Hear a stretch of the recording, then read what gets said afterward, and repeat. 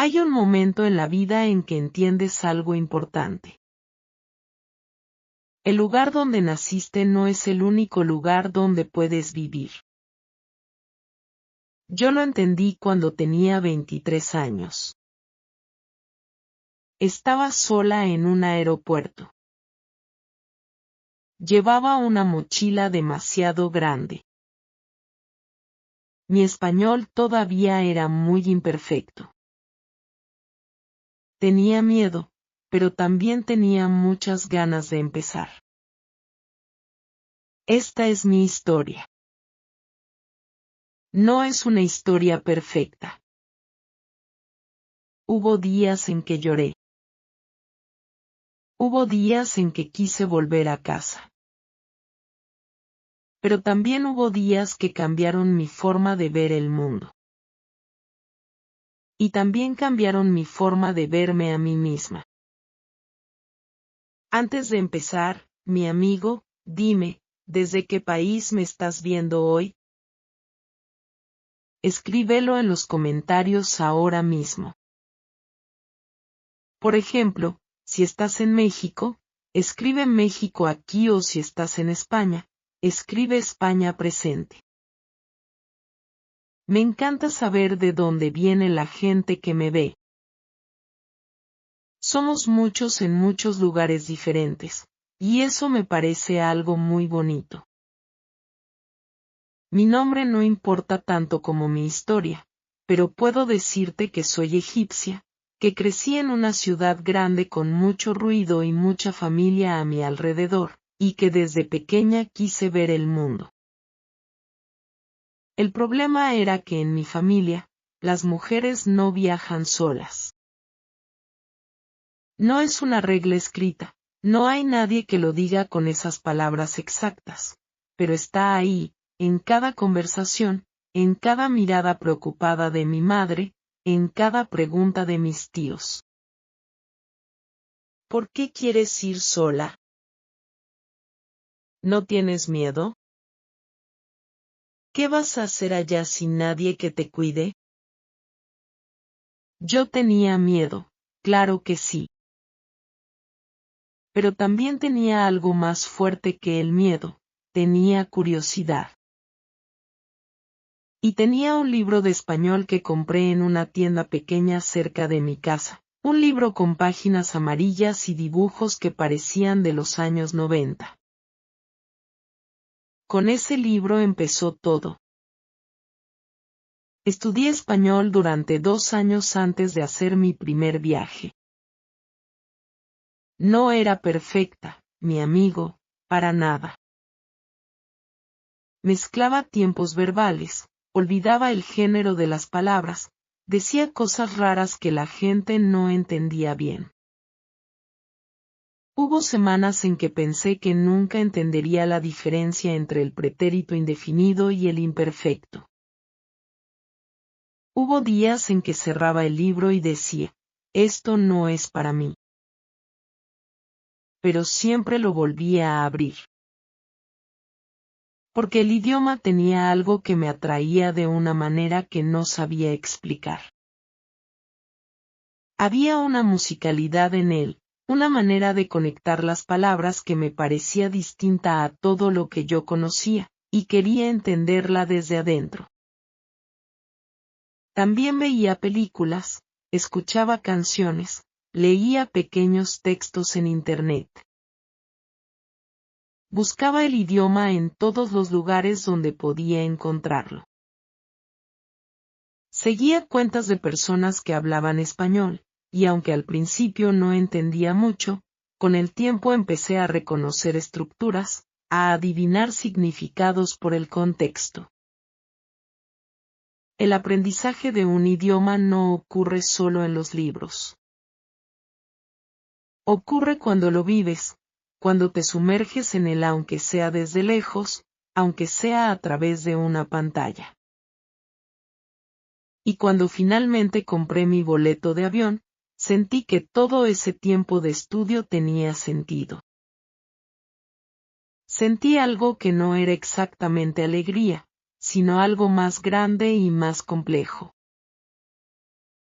Era la sensación de que una puerta que yo misma había construido lentamente, ladrillo por ladrillo, estaba ahora lista para abrirse. Mi plan era visitar 5 países donde se habla español. 5 países muy diferentes entre sí, con historias, comidas y músicas diferentes. Quería entender qué significa hablar el mismo idioma pero vivir de maneras completamente distintas. Lo que descubrí fue mucho más complicado y mucho más hermoso de lo que imaginaba. El primer país fue México. Llegué un martes por la mañana, después de un vuelo larguísimo con escala en otra ciudad, sin dormir bien, con los ojos cansados y el pelo hecho un desastre. El aeropuerto era enorme y había mucha gente por todas partes. Me puse muy nerviosa porque de repente no recordaba ninguna palabra en español. Todo se fue de mi cabeza como agua entre los dedos. Estaba parada en la fila de inmigración y pensé, esto fue un error enorme. El oficial de inmigración me preguntó algo rápido, muy rápido, con un acento que no era el acento de mi libro de español. Yo lo miré y dije, muy despacio, lo siento, ¿puede repetir, por favor? Él suspiró, no con mala intención pero sí con cansancio, y repitió más despacio. Entendí. Respondí. Pasé. Y cuando salí al área de llegadas, respiré profundo y me dije a mí misma, ya estoy aquí, ya llegué, ¿ahora qué? Tenía una reserva en una casa pequeña, en una habitación que rentaba una señora mayor a quien yo llamaba simplemente la señora de la casa, porque su nombre real era difícil de pronunciar para mí y ella me dijo que no importaba. La señora era pequeña, con el pelo blanco y rizado, y tenía una cocina que olía todo el tiempo a chile y a algo dulce que nunca identifiqué bien. Me llevó a mi cuarto, me mostró el baño, y me preguntó si quería comer algo. Le dije que sí, porque tenía hambre después del vuelo, y ella me puso enfrente un plato de algo que no reconocí. Le pregunté qué era. Ella me explicó, pero no entendí la mitad de lo que dijo. Comí de todos modos. Era muy rico. Después supe que era un guiso de frijoles con algún tipo de hierba que ella cultivaba en su patio. Lo comí 3 veces más durante mi estadía, siempre con el mismo placer. Los primeros días en México fueron difíciles por razones que no esperaba. No fue el idioma exactamente, porque aunque el acento era diferente a lo que yo había estudiado, podía entender bastante bien cuando la gente hablaba despacio. El problema fue otro. Yo venía de un país donde la gente en la calle no te habla si no te conoce, donde hay cierta distancia entre los extraños. En México, en el vecindario donde me quedé, la gente me hablaba en la tienda, en el mercado, en la calle. Me preguntaban de dónde era, qué hacía ahí, si me gustaba la comida, si tenía familia, si estaba casada. Al principio no supe cómo manejar eso. Me ponía muy incómoda porque sentía que eran preguntas muy personales de personas que no conocía. La primera vez que alguien en el mercado me preguntó si estaba casada, yo me quedé sin respuesta por unos segundos completos. En mi cabeza pensé, ¿por qué te importa? Pero lo que dije fue una cosa rara en español que no tenía mucho sentido. La señora del mercado me miró con confusión y siguió con su día. Aprendí poco a poco que esas preguntas no eran intrusión. Eran conversación. Eran la manera en que mucha gente en ese contexto construía conexión con los demás, incluidos los extraños.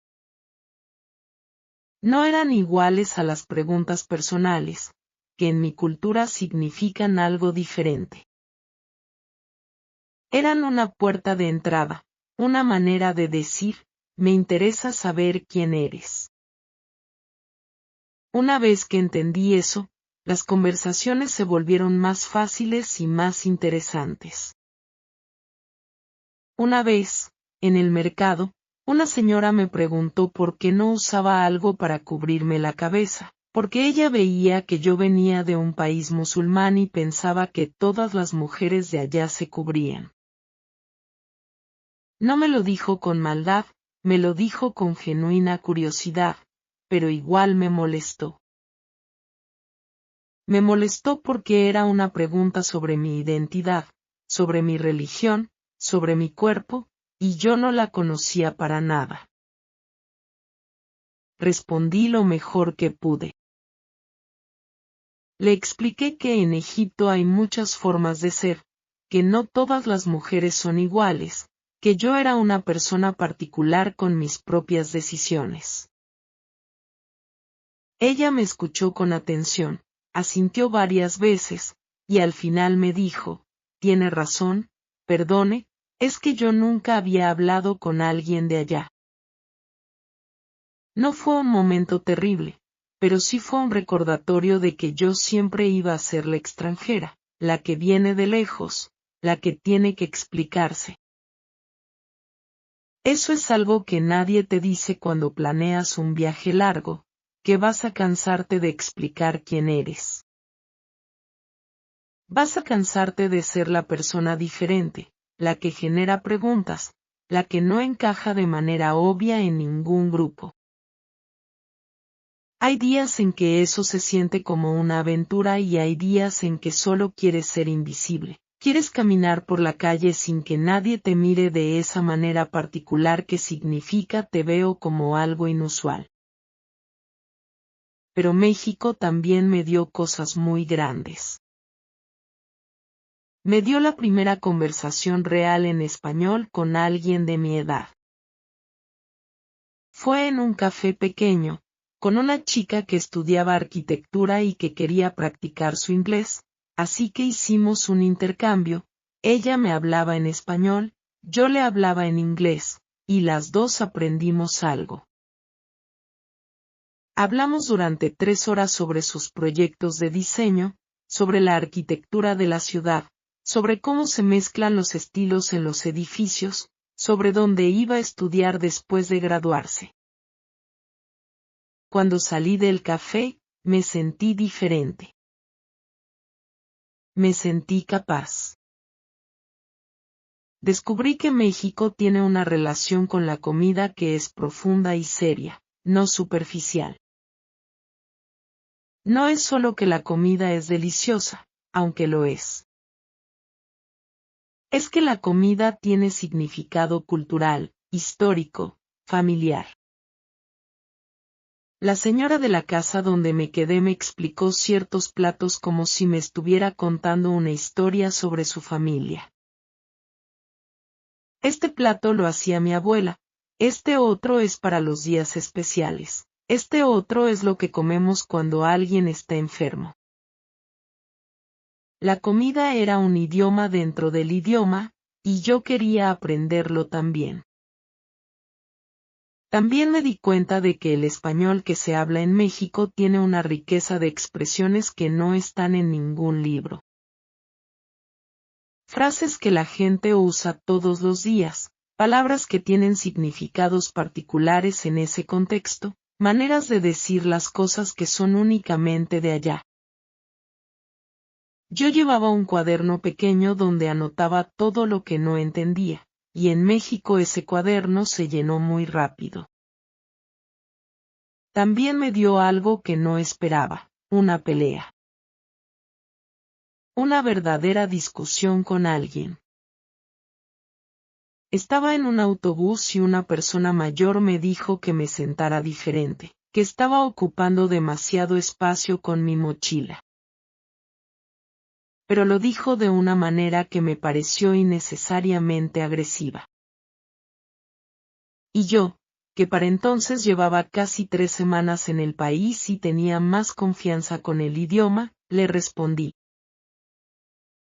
Mi respuesta no fue muy elegante. Mezclé algunos tiempos verbales, pero le dije lo que pensaba. Él se calló. La gente a nuestro alrededor no dijo nada. Yo me quedé con el corazón latiendo muy rápido, pero también con una sensación extraña de que había defendido mi espacio, mi lugar, en un idioma que no era el mío. Es una sensación que no sé explicar bien, pero que cualquier persona que habla un idioma extranjero como segunda lengua probablemente entiende. Cuando puedes discutir en otro idioma, cuando puedes defender lo que piensas sin que las palabras te fallen completamente, ese idioma ya es tuyo de una manera diferente. Salí de México con la sensación de que el mundo era más complicado y más interesante de lo que pensaba. Y también con ganas de ver más. El segundo país fue Colombia. Si México me sorprendió, Colombia me dejó completamente sin palabras, pero no siempre por razones buenas. Llegué a una ciudad de montaña, una ciudad con mucha luz natural, con flores en muchas esquinas, con gente muy bien vestida caminando a todas horas. Me enamoré de la ciudad visualmente desde el primer día. Era hermosa de una manera que no esperaba, llena de colores, llena de movimiento, llena de una energía que se sentía en el aire como algo físico, como algo que te tocaba cuando caminabas por la calle. Los jardines me impresionaron. Nunca había visto tanta variedad de flores y plantas en un espacio urbano. La ciudad parecía haber encontrado una manera de integrar la naturaleza en sus calles de una manera que no interrumpe la vida diaria sino que forma parte de ella. Pensé mucho en eso durante mis primeros días, en cómo los espacios que habitamos dicen cosas sobre lo que la gente de ese lugar valora, sobre lo que considera importante, sobre cómo quiere vivir. Pero también era una ciudad con muchas capas, y yo tardé en entender esas capas. En los primeros días todo parecía bien. Me quedé en un lugar pequeño en un barrio tranquilo, y el dueño del lugar era un hombre amable que me explicó todo lo que necesitaba saber, dónde comprar comida, qué zonas eran más seguras para caminar, a qué horas era mejor moverse. Me dio consejos que al principio pensé que eran exagerados, pero que después entendí que venían de un conocimiento real del lugar. No eran consejos de alguien que quiere asustar a los visitantes. Eran consejos de alguien que vive en una ciudad con una historia complicada y que sabe que esa historia no ha desaparecido completamente, sino que coexiste con el presente. El conflicto en Colombia llegó de una manera que no anticipé. Yo llevaba conmigo una cámara, no muy cara pero visible, y un día estaba en un parque sacando fotos cuando un grupo de jóvenes se me acercó. No eran muchos, eran 3, y al principio pensé que querían salir en las fotos, porque eso me había pasado antes y siempre era divertido. Pero no. Me pidieron la cámara. No con violencia directa, pero con una claridad que no dejaba mucho espacio para la negociación. Yo me quedé paralizada. Completamente paralizada. Todo lo que había aprendido sobre qué hacer en esa situación se fue de mi mente. Los miré. Ellos me miraron. Fue un momento de quizás 10 segundos que me pareció mucho más largo. Finalmente les di la cámara. En ese momento, no vi otra opción que me pareciera razonable. Se fueron rápido. Yo me quedé parada en el parque sin saber muy bien qué hacer. No lloraba, lo que me sorprendió porque esperaba llorar. Solo estaba quieta, con las manos vacías donde antes había estado la cámara, mirando el espacio donde los 3 jóvenes habían estado. Llamé al dueño del lugar donde me hospedaba y él vino, me llevó de regreso, me hizo tomar algo caliente y me dijo, bienvenida al mundo real. No fue una frase cruel, fue honesta. El mundo real no es solo hermoso. El mundo real tiene partes difíciles, partes injustas, partes que te hacen sentir pequeña y vulnerable. Y yo, que había viajado desde tan lejos con tanta confianza, con tanto entusiasmo, aprendí eso de una manera directa y dura. Después de ese día estuve un poco encerrada. Salía menos, caminaba con más cuidado, miraba más a mi alrededor. El dueño del lugar, que ya para entonces sentía como un conocido de confianza, me preguntó un día si estaba bien. Le dije que sí, pero que tenía miedo de salir. Él me miró y me dijo algo que se quedó conmigo: el miedo es inteligente cuando lo escuchas, pero cuando lo obedeces todo el tiempo, también puede encerrarte. Así que salí. Salí con más cuidado, sin la cámara, con menos cosas visibles encima, con más atención al entorno. Y descubrí que Colombia tenía una vida cultural increíblemente rica. Los museos eran interesantes y accesibles, con exposiciones que hablaban de la historia del país con una honestidad que me sorprendió. La gente no evitaba los temas difíciles. En conversaciones con personas de distintas edades hablamos del pasado del país de manera directa, sin intentar pintarlo con colores que no tenía. Eso me pareció valiente. Es difícil mirar tu propia historia con los ojos abiertos, sin idealizarla ni negarla. Y muchas personas que conocí en Colombia hacían exactamente eso. Hablé con una mujer de unos 40 años que trabajaba como maestra y que me explicó cómo la historia reciente del país había afectado a su familia, a su comunidad, a la manera en que ella ve el futuro. Me habló con detalle, con emoción controlada, con la precisión de alguien que ha pensado mucho en lo que quiere decir y en cómo quiere decirlo. Yo le escuché con toda mi atención, tomando notas mentales, guardando sus palabras en una parte de mi memoria que espero mantener siempre. También descubrí la música colombiana de una manera que va más allá de lo que yo conocía antes de llegar. Había escuchado ciertos ritmos colombianos en Egipto, pero escucharlos en Colombia, escucharlos en el contexto donde nacieron, con la gente que los vive desde dentro, es completamente diferente. La música tiene un sentido distinto cuando entiendes, aunque sea un poco, de dónde viene.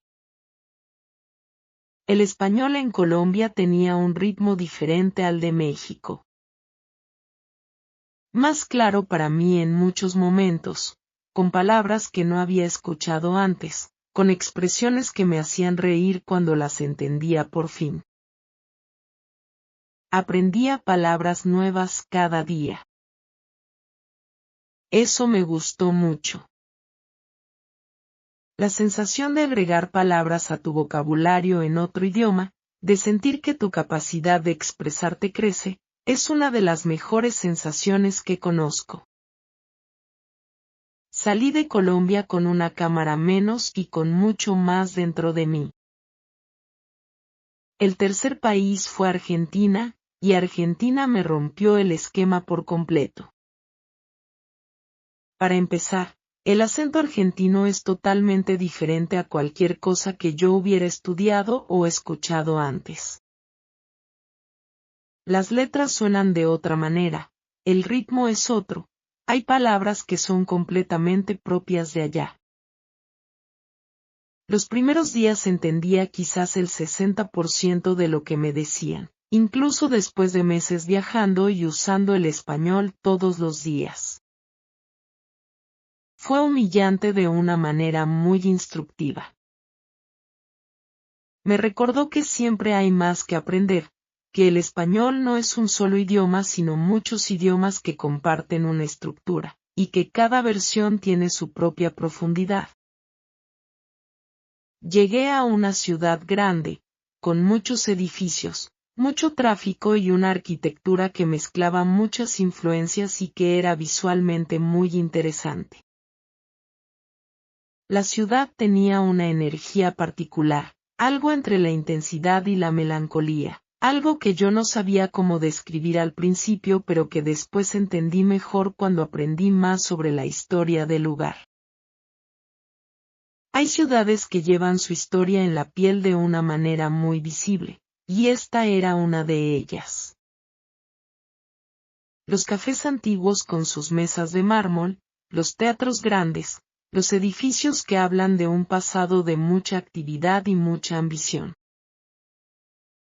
Y al mismo tiempo, los barrios más humildes, las conversaciones sobre la economía, sobre el peso del pasado en el presente.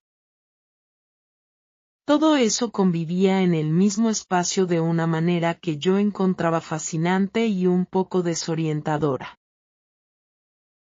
Me quedé en un apartamento pequeño que compartía con un estudiante local de unos 25 años, más o menos de mi edad. Yo la llamaba en mis notas simplemente la compañera de apartamento, y fue una de las personas más interesantes que conocí en todo el viaje. Era estudiante de filosofía, leía muchísimo, tenía pilas de libros en su cuarto y también en la sala y también en la cocina, sobre la mesa, junto al café. Tenía opiniones fuertes sobre todo y no tenía ningún problema en expresarlas. La primera noche me preguntó qué pensaba sobre una pregunta filosófica bastante compleja, y cuando yo le dije que no sabía, ella me dijo, eso es lo más honesto que puedes decir. Todos los filósofos empiezan sin saber. Aprecié eso. Había algo en ella que era directo sin ser rudo, que era intenso sin ser agresivo. Me enseñó que hay personas que piensan mucho y al mismo tiempo son capaces de escuchar. Esa combinación no es tan común como debería ser. El conflicto con ella llegó en la segunda semana. Estábamos hablando una noche sobre religión.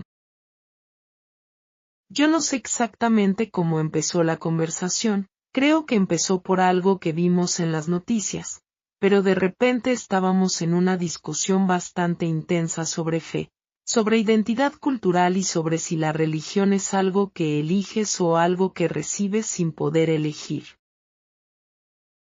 Ella tenía una posición muy firme. Pensaba que la religión era principalmente una forma de control social y que era importante cuestionarla de manera sistemática, desde fuera.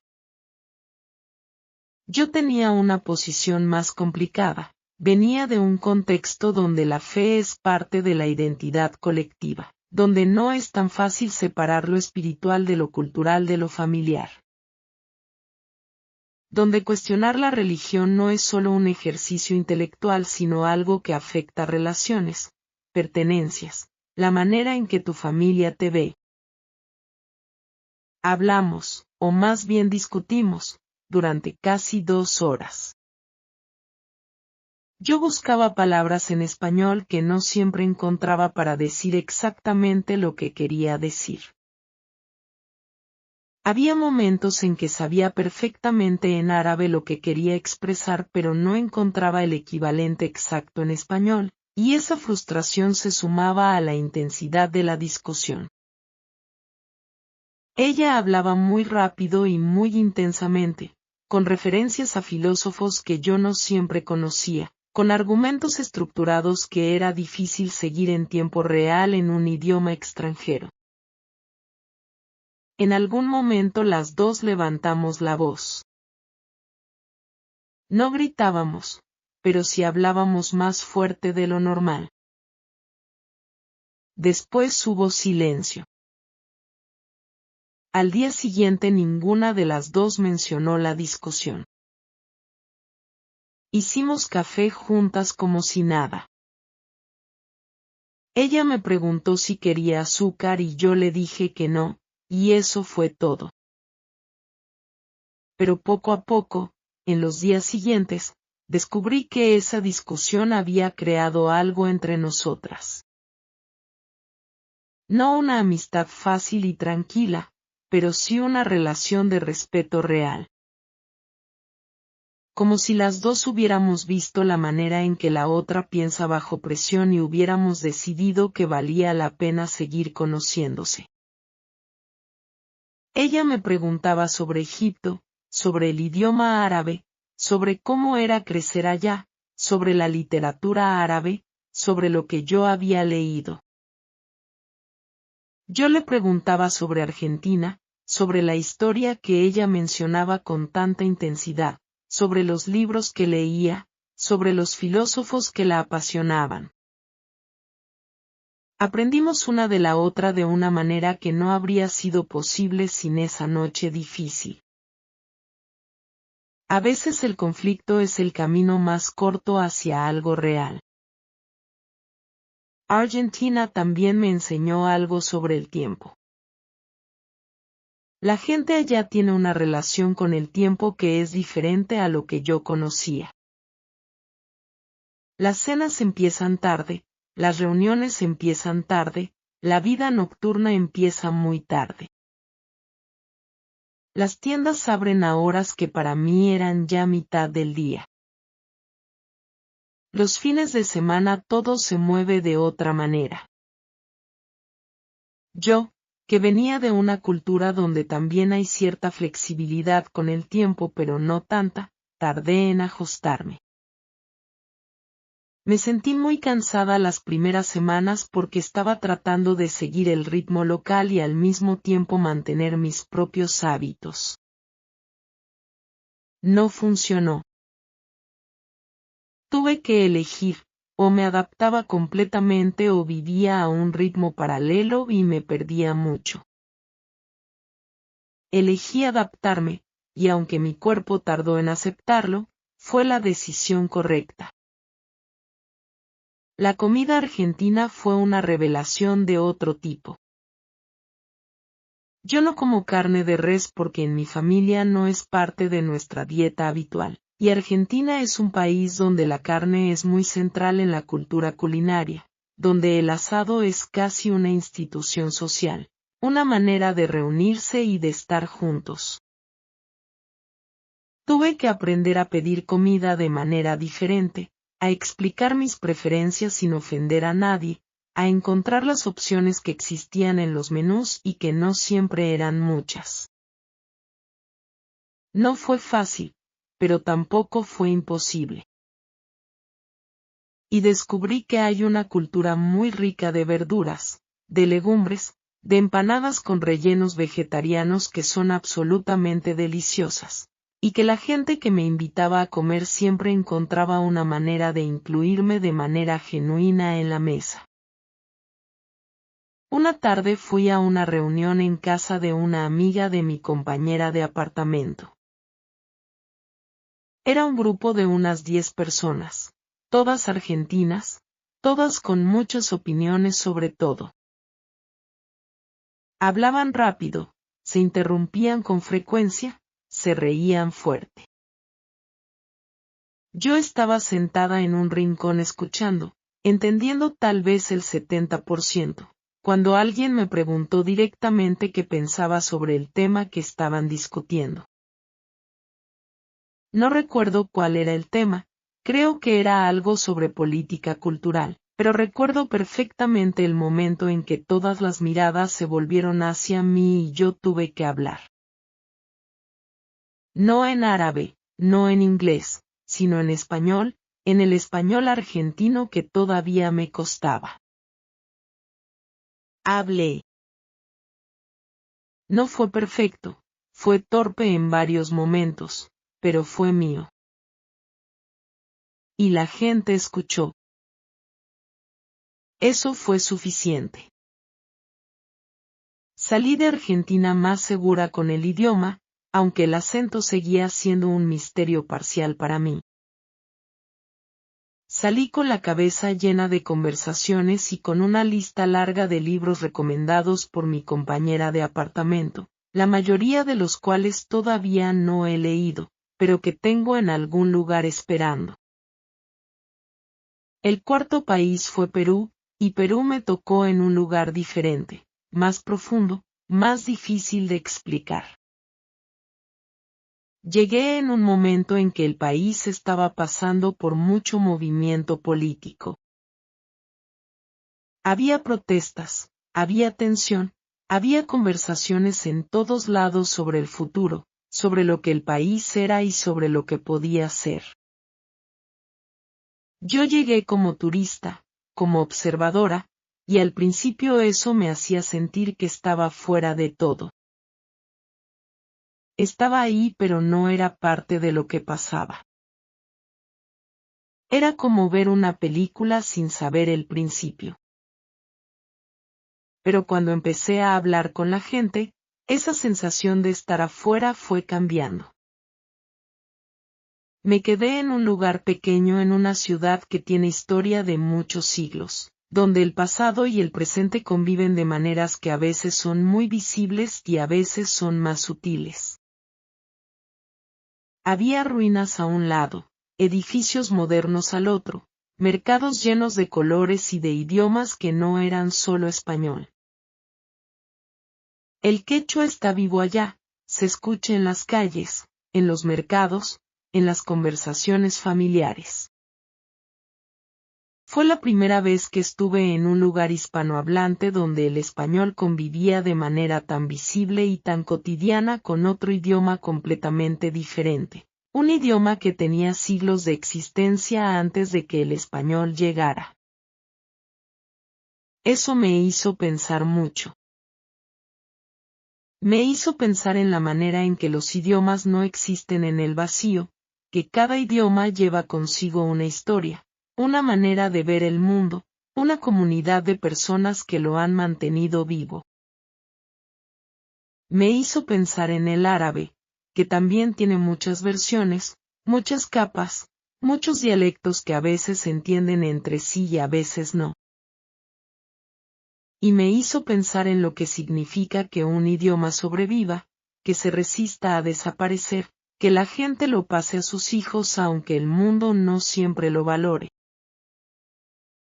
Eso me hizo pensar en Egipto, donde el árabe también convive con otras cosas, con el árabe clásico del Corán, con dialectos regionales, con palabras de otros idiomas que se han integrado con el tiempo. Me hizo pensar en la manera en que los idiomas son siempre más complicados que un solo nombre, que siempre tienen capas que no ves si no te acercas. El mercado fue el lugar donde más aprendí sobre Perú. No tanto sobre la historia, sino sobre la vida cotidiana, sobre los ritmos del lugar. Los colores de los productos eran increíbles, tipos de maíz que yo nunca había visto, papas de colores y formas distintas, frutas que no tenían nombre en ningún idioma que yo conociera. Le preguntaba a las señoras del mercado cómo se llamaban las cosas, y ellas me respondían con paciencia, a veces en español, a veces con palabras que no eran del todo españolas, a veces con una mezcla de los dos. Yo trataba de recordar todo, de guardar lo máximo posible en esa parte de la memoria que no se borra fácil. El conflicto mayor en Perú no fue con ninguna persona en particular. Fue interno. Fue una crisis de identidad pequeña pero real. Llevaba ya varios meses viajando. Había salido de Egipto con mucho entusiasmo, con la sensación de que el mundo estaba abierto y de que yo podía moverme por él libremente. Había aprendido mucho, había conocido personas que me habían cambiado de maneras que todavía estaba procesando. Pero en Perú, por alguna razón que no sé explicar completamente, empecé a sentir el peso de la ausencia. Extrañaba a mi familia. No de una manera sentimental y dulce, sino de una manera física, casi como un dolor.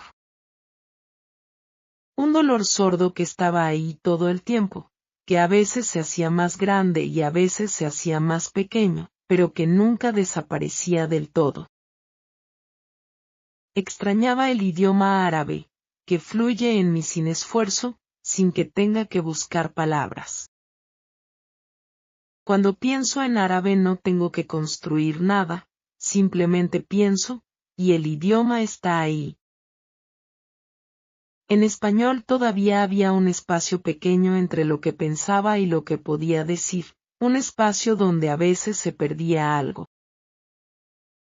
Extrañaba esa fluidez, esa sensación de que el idioma es parte de ti y no algo que usas. Extrañaba la comida de mi casa. Extrañaba el sonido de los vendedores en las calles de mi ciudad, que es un sonido particular que no existe en ningún otro lugar. Extrañaba las conversaciones donde no tengo que traducir lo que pienso antes de decirlo. Hubo una tarde en una ciudad peruana, sentada en un café mirando la calle, en que pensé seriamente en comprar un boleto de regreso. No porque el viaje fuera malo, sino porque estaba cansada. Cansada de ser siempre la que llega, la que se va, la que no tiene raíces en ningún lugar de los que visita. Cansada de ser siempre la extranjera curiosa que hace preguntas, y de no poder ser simplemente una persona que pertenece a su lugar sin esfuerzo. Llamé a mi madre esa noche. No fue una llamada planeada, simplemente tomé el teléfono y llamé. Ella respondió al segundo tono, como siempre. Le pregunté cómo estaba, me dijo que bien, me preguntó cómo estaba yo, y yo le dije la verdad, estoy bien pero extraño casa. Hubo un silencio y luego ella me dijo, sabía que esto iba a pasar. ¿Cuándo vuelves? No con crueldad, no con un te lo dije, sino con una ternura que me sorprendió. Y yo le dije que no volvía todavía, que todavía me faltaba un país, y que iba a terminar lo que había empezado. Ella dijo, bien. Termínalo. Eso fue suficiente. Esas 3 palabras fueron suficientes. Después de esa conversación, algo cambió. No desapareció la nostalgia, pero encontró su lugar. Dejé de pelear contra ella y empecé a dejarla existir al lado de todo lo demás. Podía extrañar Egipto y seguir explorando Perú al mismo tiempo. Las 2 cosas podían ser verdad al mismo tiempo, sin que una anulara a la otra. Eso fue algo que aprendí en esa tarde de café en una ciudad andina y que no había aprendido antes de ninguna manera. Entonces empecé a ver Perú de otra manera. Empecé a prestar más atención a la gente, a las conversaciones, a los mercados donde la comida era de colores que yo nunca había visto juntos. Me acerqué más a las personas, hice más preguntas, me quedé más tiempo en los lugares. Visité sitios arqueológicos donde la historia tenía una escala temporal que me dejaba sin palabras, siglos y siglos de construcción, de civilización, de conocimiento que existía mucho antes de que cualquier europeo llegara a este continente. Eso también es algo que no te enseñan bien en los libros, la profundidad del tiempo humano en esos lugares. Descubrí que la gastronomía peruana es una de las más diversas y más ricas del mundo, y que cada plato tiene una historia que combina ingredientes y tradiciones de muchos lugares y muchos siglos. La comida como archivo de historia, como evidencia de migraciones y de encuentros. Eso me pareció muy bello porque conectaba con algo que yo había pensado en México, donde también la comida tenía ese carácter de documento vivo. Aprendí a decir gracias en quechua. Solo esa palabra, pero la dije y la señora del mercado donde la dije me miró con una sonrisa que valió todo el viaje hasta ese momento. Una sonrisa que no era de condescendencia sino de algo que me pareció reconocimiento. Como si decir una palabra en su idioma fuera una forma de decir, te veo, te respeto, existes. Salí de Perú más pesada emocionalmente pero también más honesta conmigo misma. Había aprendido que viajar no es solo ver lugares bonitos. Es también encontrarse con partes de uno mismo que normalmente están escondidas bajo la rutina y la comodidad. La comodidad de tu lugar, de tu idioma, de tu comunidad, de las personas que te conocen y que no tienes que explicarles quién eres. El quinto y último país fue España, y España fue la sorpresa más grande de todas. Yo esperaba que España fuera el país más fácil porque, al fin y al cabo, el español que yo había estudiado venía de libros que en su mayoría tenían una base más cercana al español de España. Pensé que iba a llegar y que todo iba a ser familiar. Pensé que iba a ser una especie de descanso después de los meses anteriores, una forma tranquila de terminar el viaje. No fue así. España fue difícil de una manera completamente diferente a todos los países anteriores. No fue difícil por el idioma, aunque sí hay diferencias en el vocabulario y en algunos sonidos que mi oído tardó en acostumbrarse.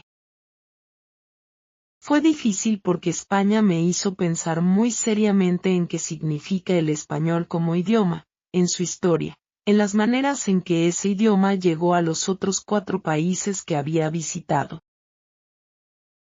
Y esa reflexión no era siempre cómoda. Llegué a una ciudad del norte, más pequeña que las capitales que había visitado antes, con una arquitectura que hablaba de siglos de historia de una manera muy directa. Había plazas grandes con piedras desgastadas por el tiempo, edificios que parecían tener memoria de todo lo que había pasado alrededor de ellos, una catedral enorme que dominaba el horizonte desde muchos puntos de la ciudad. Era hermosa de una manera austera, menos colorida que los lugares que yo había visitado antes, pero con una profundidad visual que también me hacía querer mirar y seguir mirando. Pero también había una universidad llena de jóvenes, bares con mucha gente hablando fuerte, Una vida urbana moderna y ruidosa que convivía con toda esa historia sin mucha tensión aparente. La gente vivía en ese espacio entre el pasado y el presente de una manera que a mí me parecía completamente natural para ellos, pero bastante extraña vista desde afuera. Me quedé con una familia. Eran un matrimonio mayor con una hija que vivía en otra ciudad y que volvía los fines de semana. El hombre era jubilado y pasaba sus días leyendo el periódico y viendo documentales sobre historia y naturaleza. La mujer era más activa, salía mucho, tenía amigas a las que visitaba con frecuencia, cultivaba plantas en un balcón lleno de macetas con un amor y una atención que era visible en cada hoja verde. Eran amables conmigo, aunque mantenían cierta distancia que yo primero interpreté como frialdad, pero que fui entendiendo como una manera particular de relacionarse, menos inmediata que lo que yo había encontrado en otros países, pero no menos genuina. El conflicto mayor en España llegó de una conversación que tuve en un bar con un grupo de estudiantes universitarios.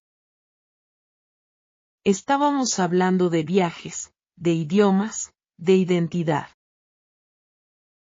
Yo mencioné que había pasado meses en países de América Latina y que el viaje había sido increíble. Uno de los estudiantes, un chico con mucha energía y muchas opiniones, dijo algo que me dejó incómoda. Dijo que en América Latina hablan español, pero lo hacen de una manera que a veces no se entiende bien. Lo dijo con una ligereza que probablemente no era consciente, como si fuera un dato neutral, como si describiera la lluvia o la temperatura. Yo no lo dejé pasar. Le pregunté a qué se refería exactamente. Él explicó un poco más, con ejemplos de acentos y de palabras, y cuanto más hablaba más me molestaba. No porque estuviera siendo explícitamente cruel, sino porque había en sus palabras una jerarquía que él ni siquiera veía. Era la idea de que hay una manera correcta de hablar y de que esa manera correcta está en un lugar particular. Era una idea que yo había escuchado de otras formas en otros contextos. Esa sensación de que hay un centro y una periferia, de que hay versiones del mundo que son más válidas que otras. Le dije lo que pensaba. Le dije que había pasado meses en México, Colombia, Argentina y Perú, y que en cada uno de esos lugares el español era vivo, era diverso, era completamente legítimo, tenía su propia historia, su propia lógica, su propia riqueza.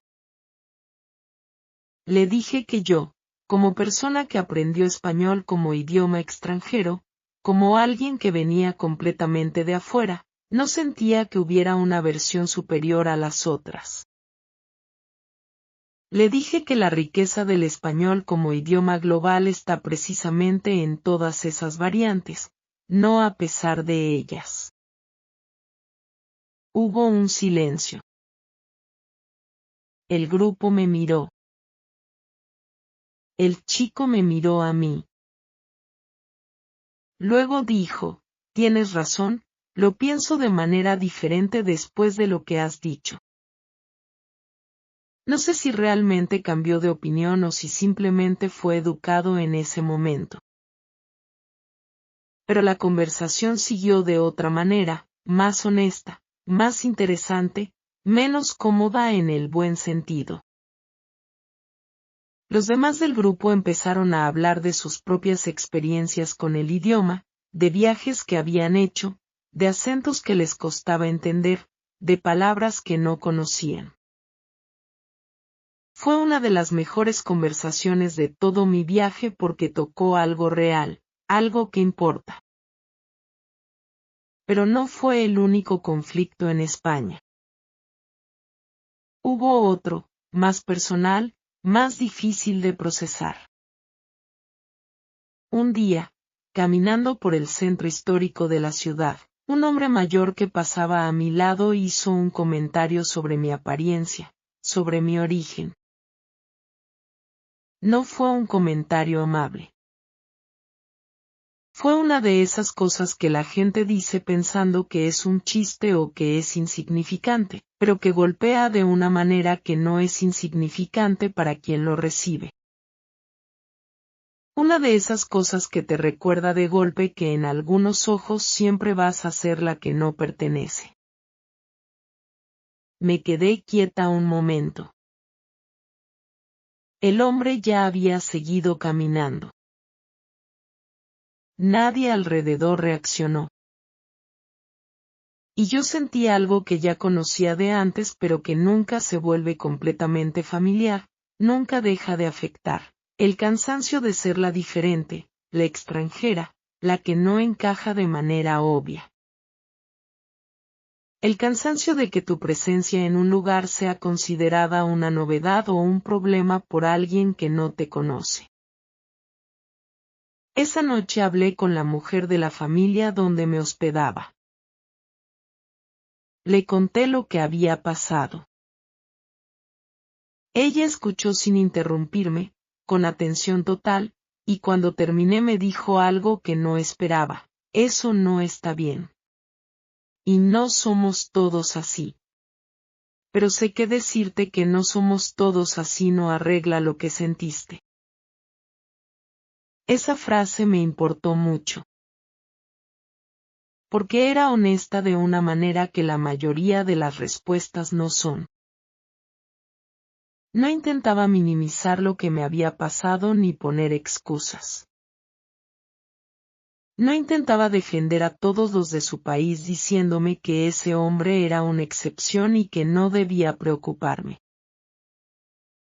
Solo reconocía que había pasado y que era algo real y que dolía, y que su desacuerdo con ese comportamiento no borraba mi experiencia. Después de esa noche, la señora y yo tuvimos más conversaciones. Largas, tranquilas, sobre la vida, sobre los cambios que ella había visto en su país en las últimas décadas, sobre sus hijos y sus nietos, sobre el mundo tal como lo veía ella desde sus muchos años de experiencia.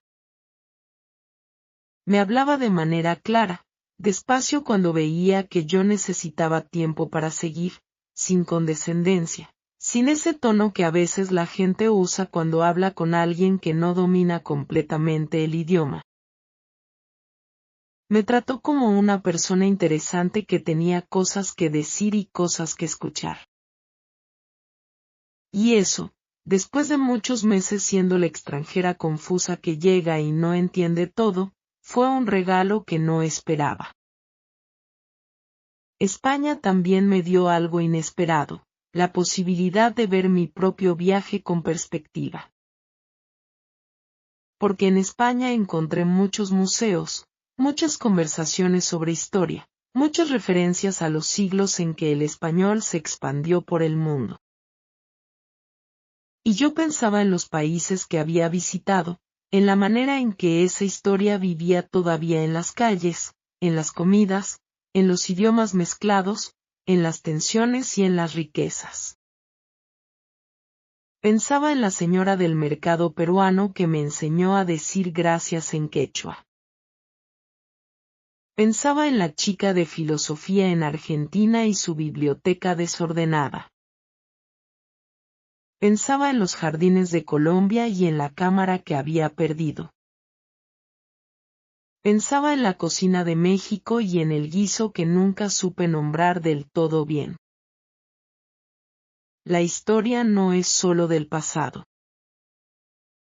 Es algo que sigue ahí, vivo, en la manera en que la gente habla, en la manera en que se identifica, en la manera en que mira a otros. Entender eso me ayudó a entender muchas cosas de lo que había visto y escuchado durante todos esos meses. Mi último día en España lo pasé sentada en una plaza, con el sol de la tarde cayendo sobre los edificios de piedra y con un café que ya había terminado, pero cuya taza seguía entre mis manos. Era uno de esos momentos que sabes que vas a recordar, no porque ocurra algo especial sino porque todo está quieto y claro y presente. Estaban el sonido de la gente hablando a mi alrededor, el olor del café y la luz particular de esa hora en ese lugar. Pensé en todos los lugares que había visto. Pensé en la señora de México que me hacía preguntas personales en el mercado, en la compañera de apartamento en Argentina con quien discutí de filosofía y religión durante 2 horas, en el hombre en Colombia que me dijo que el miedo puede encerrarte, en mi madre diciéndome termínalo en 3 palabras exactas, en la señora del mercado peruano con su sonrisa cuando yo intenté hablar en otro idioma, en la mujer española que reconoció mi dolor sin minimizarlo. Pensé en cuánto español había usado en todos esos meses. No solo para pedir comida o para preguntar direcciones, sino para discutir, para reír, para llorar un poco, para defenderme, para hacer preguntas difíciles y para responder preguntas difíciles. Para tener conversaciones que no habrían sido posibles si yo no hubiera abierto ese libro de páginas amarillas 2 años antes y decidido aprender algo nuevo.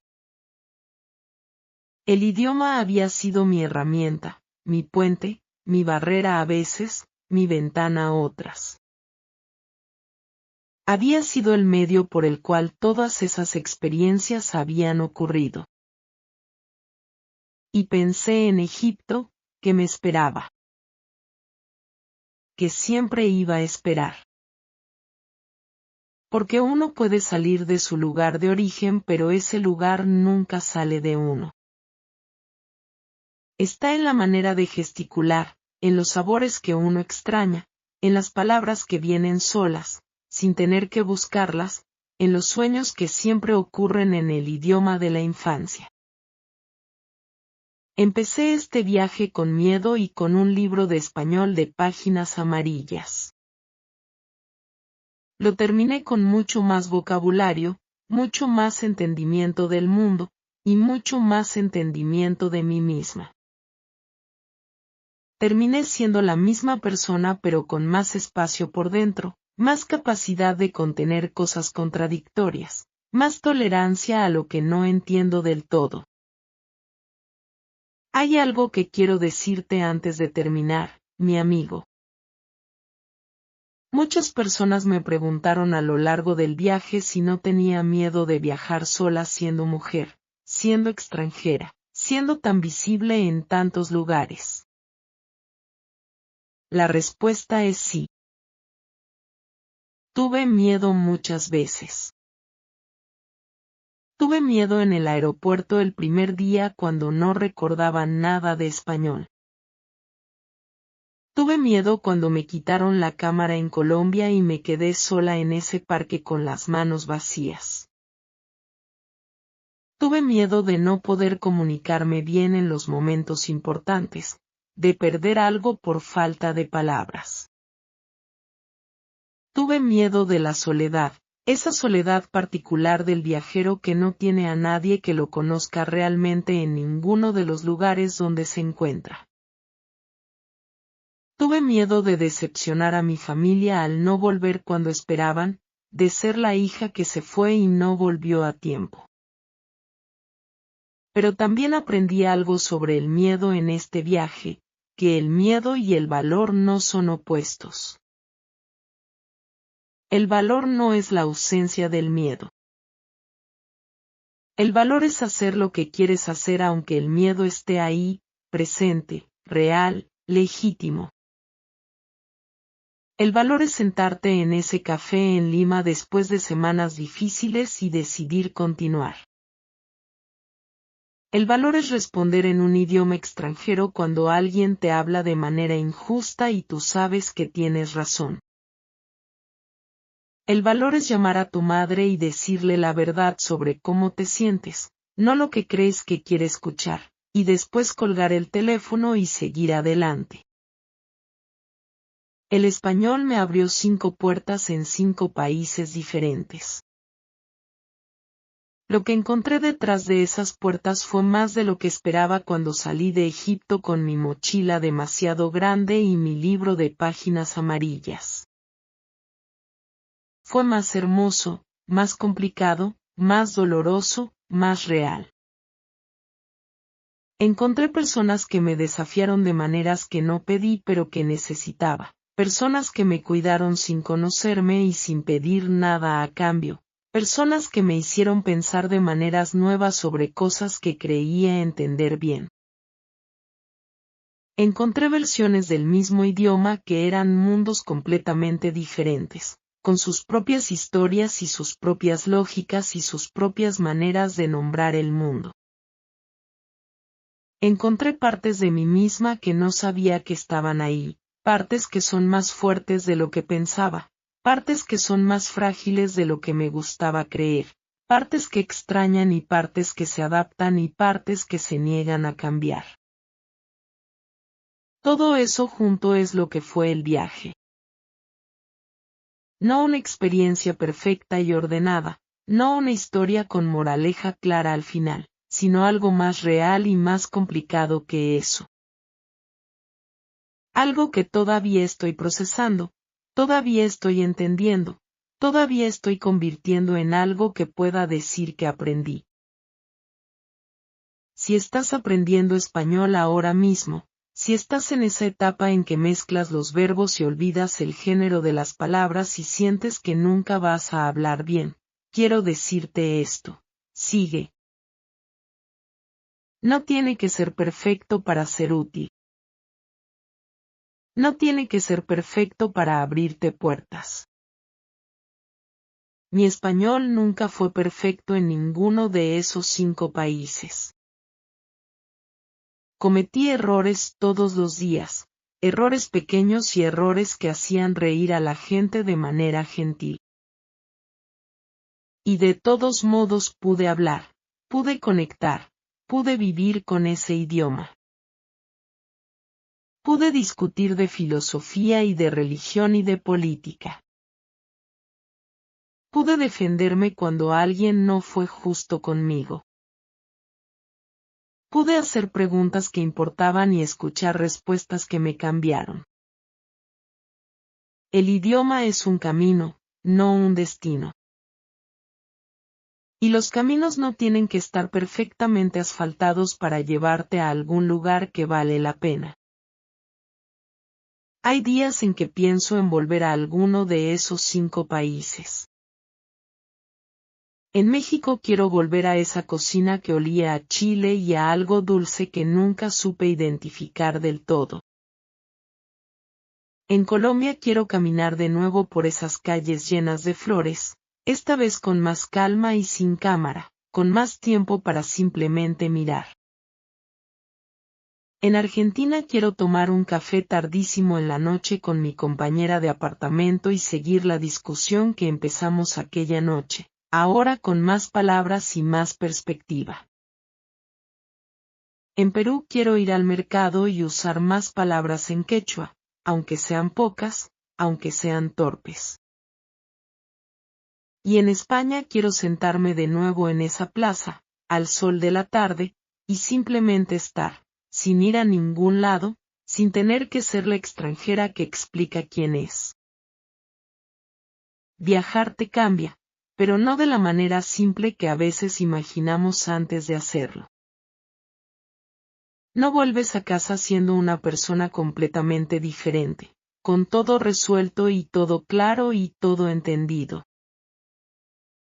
Vuelves siendo la misma persona pero con más preguntas, más matices, más tolerancia a la incertidumbre, más capacidad de sentarte con lo que no entiendes sin necesitar que desaparezca inmediatamente.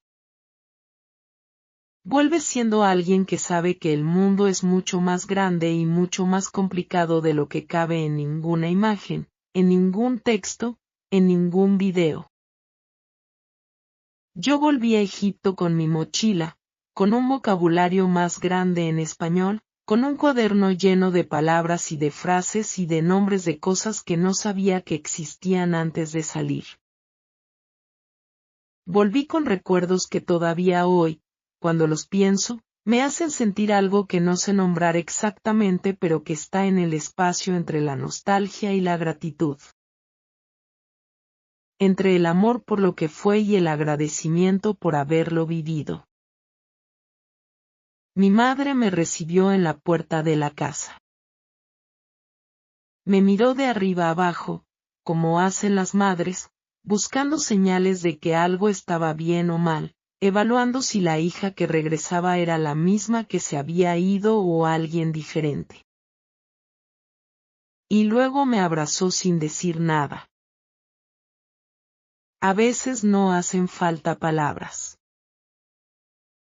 Ni en árabe, ni en español, ni en quechua, ni en ningún otro idioma que exista.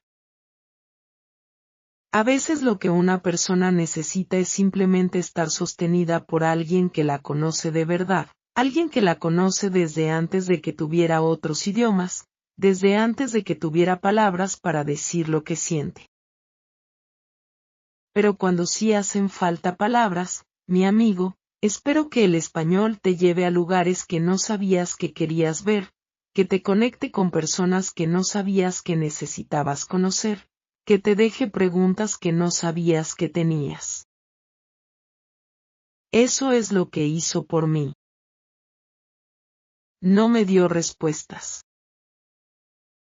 Me dio mejores preguntas.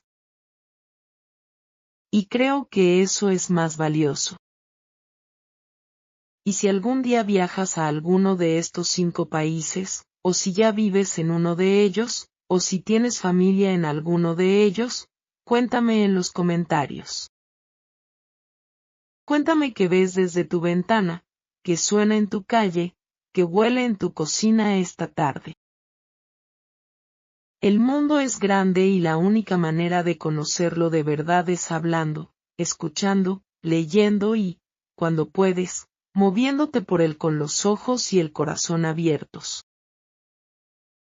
Gracias por leer hasta aquí. Significa algo, de verdad. Hay una última cosa que quiero decirte, porque sería deshonesto no mencionarla. Cuando volví a Egipto, no todo fue fácil. Mi familia estaba contenta de verme, sí, pero también hubo conversaciones difíciles. Hubo personas que me preguntaron por qué había tardado tanto, si realmente había valido la pena, que había conseguido durante todo ese tiempo lejos. Y yo no siempre tenía respuestas claras. No podía mostrar un diploma o un certificado o algo concreto y decir, mira, esto es lo que conseguí. Lo que tenía era invisible para la mayoría, una manera diferente de ver el mundo, una capacidad mayor de ponerme en el lugar de personas que viven de maneras distintas a la mía, un idioma que ahora vive dentro de mí. Eso no siempre es fácil de defender en una conversación con personas que te quieren pero que no entienden por qué necesitabas alejarte para crecer. Tardé en encontrar las palabras correctas para explicarlo, incluso en árabe, incluso en mi propio idioma. Pero eventualmente las encontré, o encontré algo parecido a ellas. Y la familia escuchó, como siempre escuchan las familias aunque no entiendan del todo. Porque al final el amor no requiere entendimiento completo. Requiere presencia y voluntad de escuchar, y eso mi familia siempre me lo ha dado. Así que si tú también estás pensando en un viaje grande, en algo que parece demasiado difícil, demasiado solitario o demasiado lejano de lo que conoces, quiero decirte que el regreso también es parte del viaje. No termina cuando llegas al último país. Termina cuando vuelves a tu lugar y encuentras la manera de integrar lo que aprendiste en lo que ya eras. Ese proceso lleva tiempo. Lleva paciencia. Lleva muchas conversaciones difíciles. Pero también vale la pena. Todo lo que vale la pena requiere algo de esfuerzo y algo de tiempo. El español que aprendí no fue perfecto nunca. Pero fue mío. Y eso es suficiente para empezar. Y si alguna vez dudas de si puedes aprender un idioma nuevo o hacer algo que te parece demasiado grande para ti, piensa en esto. Yo empecé con un libro viejo, con páginas amarillas y dibujos de los años 90, en una ciudad donde nadie hablaba español, sin conocer a nadie que lo hablara, sin saber si alguna vez lo usaría de verdad. Y lo usé. Lo usé para discutir, para reír, para equivocarme, para defender lo que pienso, para hacer amigos y también para tener conflictos reales con personas reales. Lo usé para vivir, que es el uso más importante de todos. Tú también puedes hacerlo. Cualquier cosa que estés aprendiendo ahora mismo, cualquier idioma, cualquier habilidad, cualquier camino que te parezca largo y difícil, empieza donde estás, con lo que tienes, aunque sea poco.